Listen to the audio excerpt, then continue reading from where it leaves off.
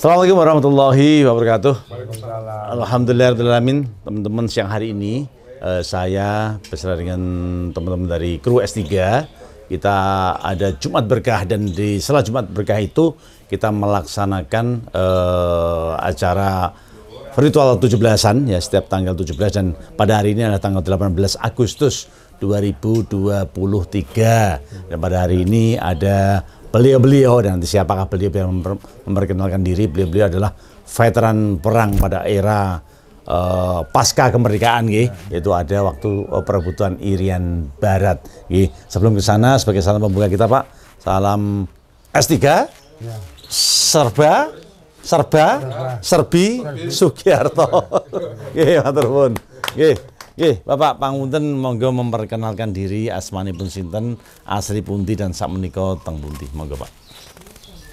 Nama saya Soekarno, saya angkatan dari 1961.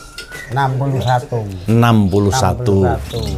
Saya waktu itu ditugaskan 62 ke Irian. Irian nggih. Pangapunten Bapak kelahiran tahun pinten, Pak? Kelahiran 24 bulan 7 42. 42 nggih. Monggo Pak, lanjut. Saya kelahiran, terus saya menjadi militer tahun 1761. Saya menjadi militer 1761. Pertama kali saya pendidikan di Gombong. 1961 nggih.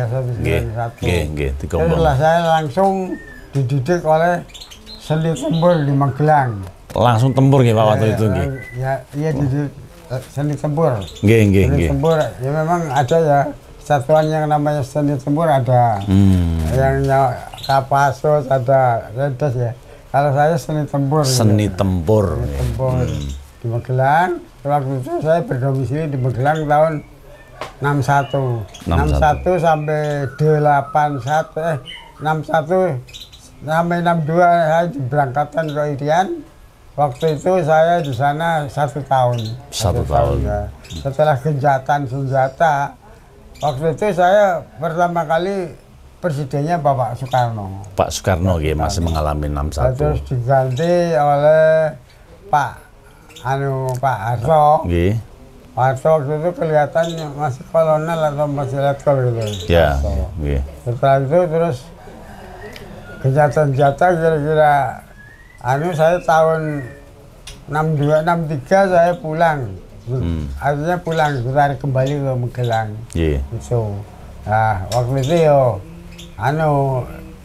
biasa kelas dengan saya waktu itu enggak kelas dengan Belanda, soalnya waktu saya sampai ke sana terus entah berapa hari, kira-kira 1 bulan mungkin, terus genjatan senjata, Pak. Genjatan senjata. Belum sempat bertempur. Belum sempat bertempur. Pun genjatan senjata dulu. Tapi saya di sana itu tugasnya, karena sipur itu tugasnya pembangunan lapangan terbang Amahe di sana.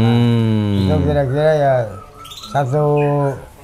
3 bulanan begitu. 3 bulan nggih. Terus saya 63 saya pulang ke Magelang. Nggih. Magelang. Terus saya ya memang dinas kembali seperti biasa. Seperti biasa nggih, Pak. Tapi saya syukur alhamdulillah masih sekarang masih diberi umur panjang. Amin. Masih diberi umur panjang. Amin terharu, Pak. Alhamdulillah nggih, tentunya Ibu juga, dan Ibu juga dengan setia loh Pak niki, Pak. Menemani suka duka nggih. Iya. Tapi saya dengan Ibu itu kawin waktu ini tahun berapa? 66 ya? 6 tahun saya mendampingi Pak. Ngaten nggih. Itu saya kawin 66 waktu itu sudah Pak, sudah PKI itu lah, Pak. Saya kan terus karena sipur kan kebanyakan kegiatannya Pak, kegiatannya pembangunan ya. Saya pembangunan di dulu Abri masuk desa ya, Pak ya. Bukan itu, Pak. Sebelumnya. Memang sipur itu pembangunan. Bahkan sipur itu memang khusus untuk pembangunan di ketentaraan itu lagi. Sipur itu kadang-kadang pembangunan terus atau pemasangan ranjau untuk perangan misalnya. Iya. Oh, menata infrastruktur nggih. Persiapan untuk darat, laut, laut. Saya dipelajari itu, Pak. Tapi kalau yang AMD itu yang Abri Masuk Desa itu kan dari kodim Pak ya.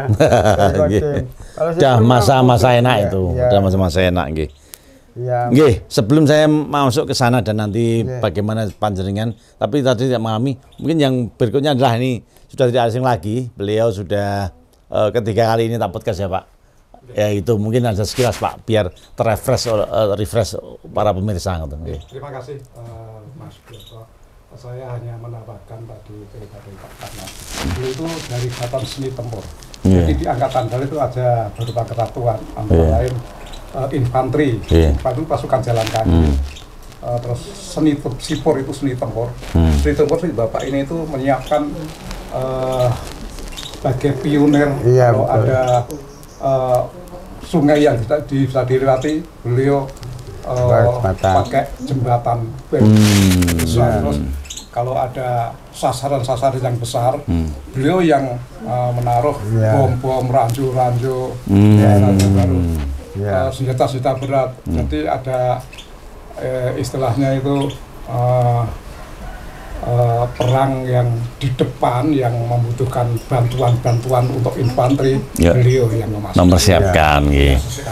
Dan beliau ke Irian itu bersamaan dengan waktu itu Operasi Mandala. Operasi Mandala itu dipimpin waktu itu Panglimanya Pak Soeharto. Jadi Operasi Mandala ini DP ajunya dari Makassar, daerah di depan kan Makassar, baru terbang ke Irian. Baru operasi tempur bersamaan, berbagai kesatuan, berbagai lintas kesenjataan. Jadi sipur ya tugasnya seni tempur menyiapkan membantu infanteri langsung ke depan, langsung kontak senjata dengan yang ada di depan. Oh. Jadi kalau ada ranjaunya, pembersihan ranjau kan kadang-kadang dipasang supaya kalau orang lewat meledak. Meledak, beliau yang bersihkan.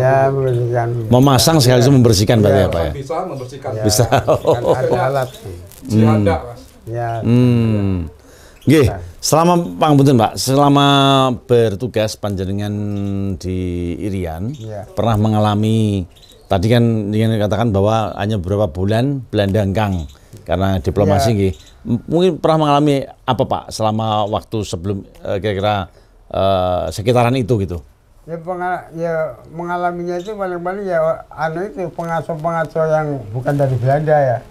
Dari orang-orang kita sendiri kadang-kadang dia ngaco terus dikejar, dia lari lagi ke sana. Soalnya waktu itu saya berdomisili di Seram, di Pulau Seram. Pulau Seram. Pulau Seram itu memang dibuat lapangan terbang untuk Pak, untuk ngangkut militer yang dari Seram yang mau diterjunkan ke Irian. Jadi semua kapal terbang semua militer yang masuk ke Seram itu nantinya malam itu diperuntukkan untuk rencana peperangan di Irian, Pak. Setelah berapa bulan terus senjata jadi dia tidak jadi perang. Gitu. Ya, tapi waktu itu kan sudah gejolak, ada Macan Tutul yang ditembak Belanda, tahu tidak Pak? Angkatan Laut Macan Tutul yang ditembak Belanda. Ya. KRI itu. Oh, era itu nggih. Ya. Tapi saya tidak mengalami artinya konfrontasi itu dengan Belanda tidak. Dengan orang-orang ya pribumi ya malah justru ya. Pribumi yang mau membela sana gitu loh Pak, membela. Para pembelot lah, para pembelot itu. Nggih. Pak, sekarang memang kondisi di Irian juga masih sangat kita juga prihatin selaku warga negara, dan kita juga memberikan satu apresiasi kepada angkatan bersenjata kita. Mudah-mudahan beliau dalam tugas selamat dan sukses. Menurut panjenengan, bedanya era itu dengan era sekarang seperti apa, Pak? Garis besar tentang kondisi dari Irian waktu itu, mencekamnya atau mungkin peristiwanya? Kalau dulu itu kelihatannya seperti saya itu saya mengalami sendiri kelihatannya tenang-tenang aja Pak. Artinya tenang-tenang itu mungkin karena presidennya cara memberikan instruksi terus menjadikan kita tenang, saya nggak ngerti. Tapi dalam waktu itu tuh segala sesuatu aturan-aturan pemerintah itu sampai pakaian apa itu jelas bisa bagus gitu loh Pak. Sampai anduk sampai apa itu teratur gitu loh Pak. Iya. Kalau sekarang kami sudah nggak ngerti lagi soalnya sudah pensiun Pak ya. Terkait ini Pak, terkait sekarang kan di sana ada gerakan Papua Merdeka dan lain sebagainya. Mungkin kan sama itu antara pengkhianat pada waktu itu yang membela Belanda dengan kira-kira orang yang ini sekarang mirip atau mungkin ada beda, gimana Pak? Kelihatannya makin kesini itu kalau sependengaran saya itu Dirian itu memang orangnya terutama penduduk asli sana itu mungkin kurang apa ya, kurang nerimonya itu karena apakah di dalam kehidupan itu tidak sesuai dengan yang di kota Jakarta atau gimana. Jadi dia kan selalu membekot Pak ya, membekot atau gimana ya. Kalau sekarang itu begitu kelihatannya. Kalau dulu itu kelihatannya saya tenang-tenang aja Pak, tenang-tenang aja. Ya seperti orang Irian pun misalkan dia merasa tenang waktu itu sebetulnya ya dicekam oleh Belanda Pak. Tapi kelihatannya kehidupannya nggak ada pergolakan yang signifikan. Nggak ada masalah Pak. Itu nggih, nggak ada masalah. Kehidupan berjalan seperti apa adanya, santai itu Pak nggih. Nggih Pak, dari itu ya mungkin dari pengalaman panjenengan itu kira-kira untuk mungkin ada sesuatu Pak yang masih terkenang sampai saat ini Pak terkait dengan penugasan panjenengan. Apakah mungkin mengenai baik yang bersifat pribadi maupun kedinasan, kira-kira apa Pak? Yang kira-kira terkenang lah waktu di sana. Dan setelah itu apakah Bapak juga pernah berkunjung ke Irian kembali gitu? Monggo Pak. Kalau zamannya saya itu gini Pak, memang orangnya itu disiplinnya kuat Pak. Zamannya saya orangnya disiplinnya kuat. Jadi antara bawahan dengan atasan itu begitu ketemu juga dia pasti hormat. Kalau nggak hormat dia mesti dinilai oleh pimpinan Pak, oleh pimpinan. Sehingga seperti saya Pak, seperti saya itu masuk 61 waktu itu nyonya dapat juga artinya bisa membuat batalion itu bagus karena prestasi olahraganya, karena apa ya, karena cross country, karena tapi kalau sekarang itu kelihatannya lain Pak. Lainnya itu orangnya gimana ya? Orangnya itu nggak sama dengan dulu Pak, nggak sama dengan dulu. Sedangkan saya itu dari mulai 61 Pak. 61 saya menjadi Prada, nama ya. Hitungan saya Pak, hitungan saya kalau memang dulu itu kira-kira saya 2 tahun naik paling nggak saya menjadi Peltu atau Pelda Pak ya. Tapi dengan adanya saya tidak sekolah, saya 66 itu sudah kepala 1 Pak, kepala 1 sampai 89 saya kepala 1. Jadi artinya seperti pimpinan itu nggak begitu Pak, nggak begitu memperhatikan anggota Pak. Kalau dulu kelihatannya harus gimana ya, punya orangnya harus disiplin Pak waktu itu.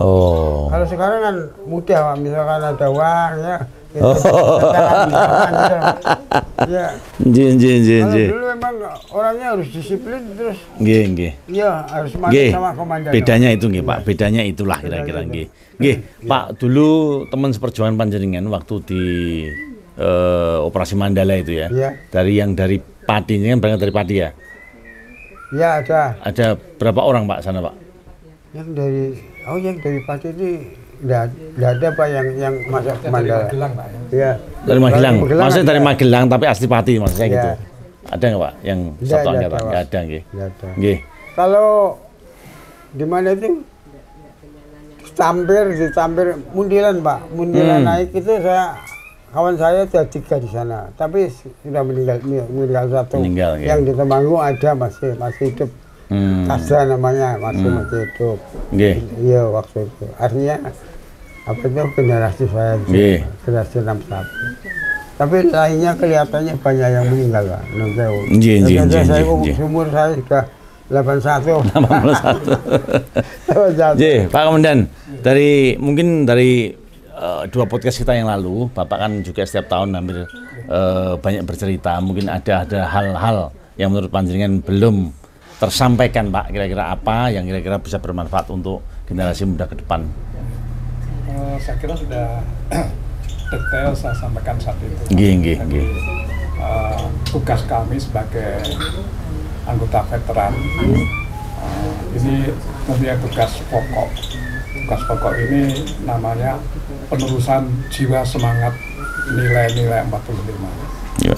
Jadi Pak Karno, saya dan teman-teman yang lain setiap ada kesempatan, setiap ada pertemuan, setiap saat ketemu siapapun, kita itu selalu mengajak, terutama kalau di kalangan sekolah itu kan sering kami didatangi, sering dimintai nasihat dan sebagainya.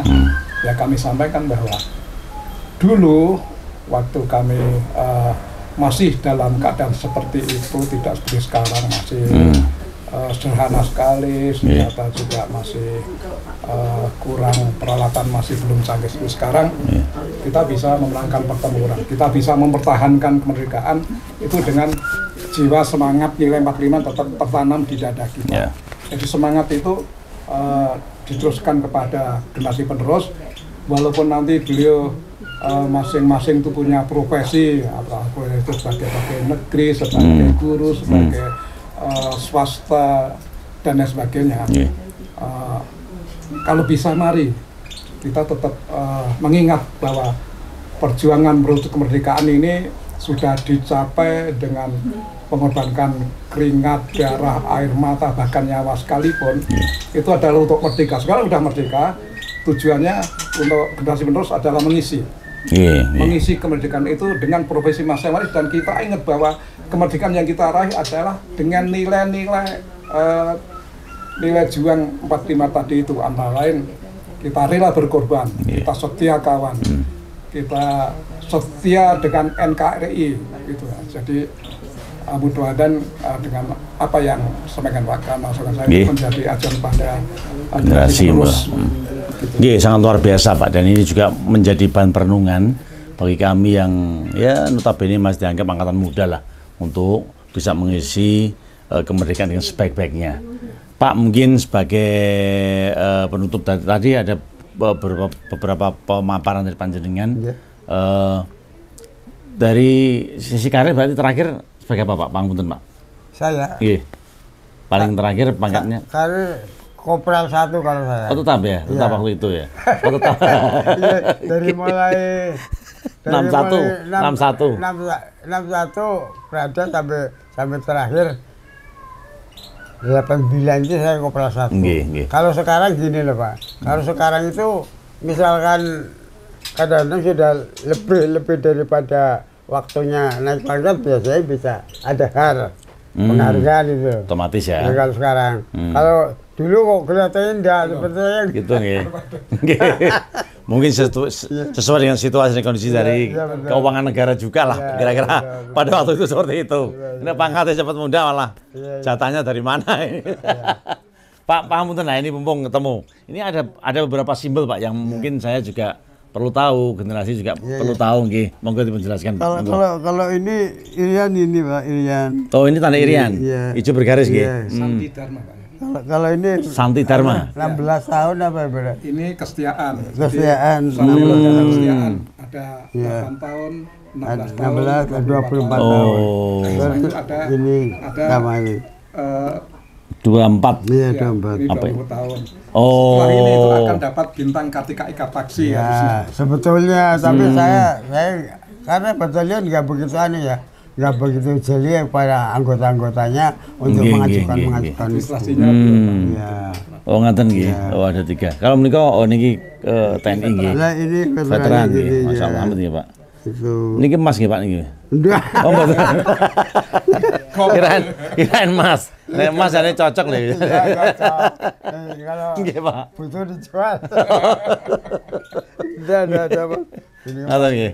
Nggih, dari itu sebagai penutup mungkin monggo tadi sudah diulas sedikit. Mungkin coba jadikan flashback ke belakang, Pak. Bedanya era awal-awal panjenengan waktu muda itu berdua sampai sekarang bagaimana Pak perkembangan dari Indonesia ini menurut panjenengan? Okay. Kalau perkembangan itu saya sampai begini Pak. Yeah. Saya sampai jadi militer saya bilang gini, dengan adanya situasi DITI, dengan adanya situasi PKI ya, sehingga saya di dalam dinas itu saya punya janji, saya punya bila mana saya itu nanti pensiun, saya tidak akan mengikuti partai apapun. Ya, Pak. Soalnya kawan saya banyak yang kena PKI, Pak. Sebetulnya anak-anak itu tidak Pak, tidak mengerti, tidak tahu lah. Orang yang urusane. Iya betul. Melihat saya itu misalkan saya dipanggil sosial itu misalkan ada uang saya terima misalkan ya. Tapi kalau misalnya saya suruh partai-partai ini saya betul-betul nggak mau. Nggih. Karena memang ada trauma masa lalu. Meskipun sekarang insya Allah aman Pak kalau masalah ya gitu ya. Ada trauma tersendiri dari bapaknya. Kalau panjenengan Pak mungkin perkembangan zaman yang sejauh ini nggih, monggo Pak. Saat ini kan kita harus lebih waspada lagi karena memang banyak benturan-benturan masyarakat ya kadang-kadang antar partai juga kadang-kadang. Tapi itu kan dinamika ya. Dinamika berpolitik, dinamika bernegara. Yang penting kita harus ingat bahwa kita ini satu warga negara Kesatuan Republik Indonesia. Kita harus bisa menjaga persatuan dan kesatuan kita. Dan sebentar lagi kita ini akan melaksanakan pesta demokrasi. Kita harus betul-betul bisa memilih siapa nanti pimpinan yang akan kita pilih. Kalau saya mengatakan pada teman-teman itu, pemimpin ke depan itu yang kita pilih adalah yang bisa satu, dia mengerti tentang ekonomi global. Yang kedua, dia bisa mengerti tentang keamanan, security dari tingkat kecil ya, mungkin tingkat desa, kecamatan, dan sebagainya. Kita harus yang kita pilih harus mengerti itu sehingga negara kita menjadi aman, sehingga pembangunan berjalan dengan lancar sesuai dengan tujuan hidup bernegara. Dan selanjutnya kita bisa sejahtera. Amin. Untuk kita semuanya. Amin. Sebagai penutup Bapak, monggo panjenengan ada harapan terhadap anak cucu, terhadap anak muda yang sekarang mungkin untuk mengisi kemerdekaan. Ini kan HUT ke-78, sudah 78 tahun yang lalu, sementara Bapak kan 81 nggih Pak? 81, jadi baru 3 tahun dari kemerdekaan itu.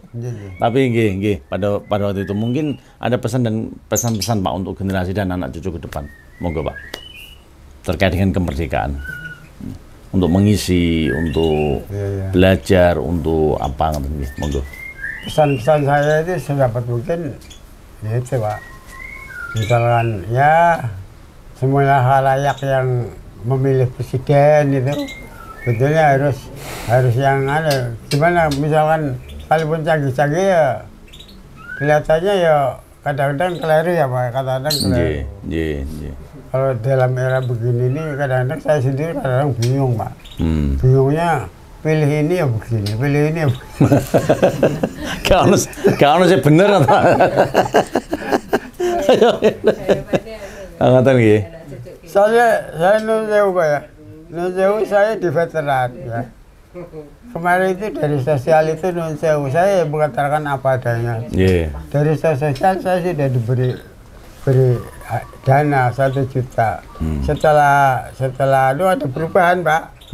Setelah itu ada perubahan. dipotong hanya 450 dikeluarkan untuk sosial keveteran itu loh Pak. Nah itu apa memang uang dari pusat atau dari kabupaten ini saja, apa dari sosial saya nggak ngerti. Oh. Sehingga Itu kan pensiunan Pak, dana pensiunan. Bukan. Ini namanya dana kehormatan, Pak. Oh, Jadi kehormatan. Tiap bulan apa tiap? Tiap tahun. Oh, setahun tahun. sekali. Dari Iya. kabupaten memberikan dana penghargaan kabupaten itu sebagai. Oh, nggih. Jadi, Berarti sampaikan itu kondisinya seperti itu. nggih, Mungkin nggih. Kita mengikuti ya. Mutur rasa lah, Kadang nggih. ngono ya, kita nerima. Gitu. Mungkin menunggu yang muda-mudanya jadi bupati Pak. Nah, Sehingga, iya, sehingga itu saya Pak. Sehingga saya itu kadang-kadang perjuang veteran kok di situ amplop ini dinyatakan BLT apa itu Pak? BLT untuk khusus- Disamakan dengan khusus BLT. Kalau veteran. BLT kan orang-orang nuwun sewu. Nggih. Bukan Itu seperti apa, berjuang itu Pak. apa, nggih.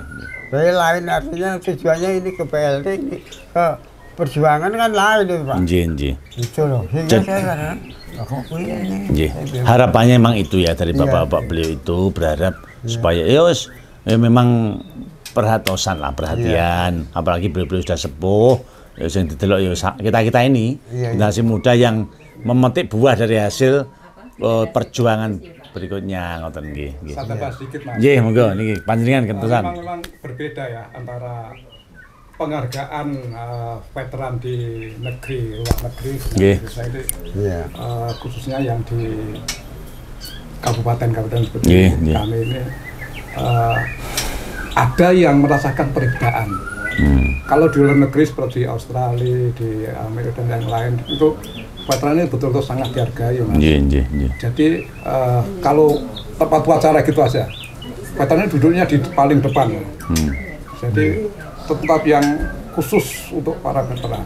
Kemudian mengenai kesehatannya sudah dijaga, dipelihara, termasuk kehidupannya, perumahannya, itu masih di kepada negara itu masih diperhatikan gitu. Tapi saya mengerti bahwa negara itu kan berbeda, tidak bisa seperti itu. Nggih. Kita hanya menerima apa adanya gitu aja. Harapan Bapak veteran itu seperti itu.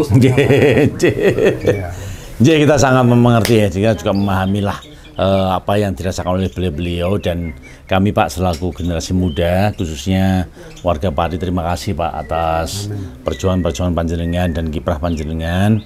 Mudah-mudahan ya paling tidak negara ini semakin baik dan baik sehingga untuk generasi ke depan putra wayah panjenengan bisa menikmati dan mengisi kemerdekaan dengan sebaik-baiknya. Makasih Pak, sekian dari dalam dan mohon maaf kalau ada salah-salah kata. Terima kasih. Bapak tetap sehat, Bapak para pejuang, Pak Komandan juga tetap sehat, Pak, dan tetap bisa berkiprah minimal ngeling, Pak, kalian nom-noman iki. Aja ngono ale, nek dolanan ketapel ya aja ngarep omah. Misalnya seperti itu, Pak, itu paling tidak memberikan satu. Dan beliau ini ternyata sesuai dengan keterangan tidak banyak Pak ya di Pati, mungkin yang angkatan 180 Pak. Dipotong yang 4 tadi, yang angkatan 45. Apa termasuk? Termasuk. Masih ada 180 orang. Ya kecil lah itu Pak. Kalau hanya 180 orang kecil. Iya Pak ya. Untuk tujuannya. Pak Ngatan, terima kasih. Mohon maaf atas tutur-tutur yang salah. Salam hormat dari S3 TV YouTube channel Kabupaten Jawa Tengah edisi Hari Kemerdekaan HUT Kemerdekaan ke-78. Terima kasih dan selamat dari kami. Salam S3, sedulur Sugiarto Selawase, matur nuwun.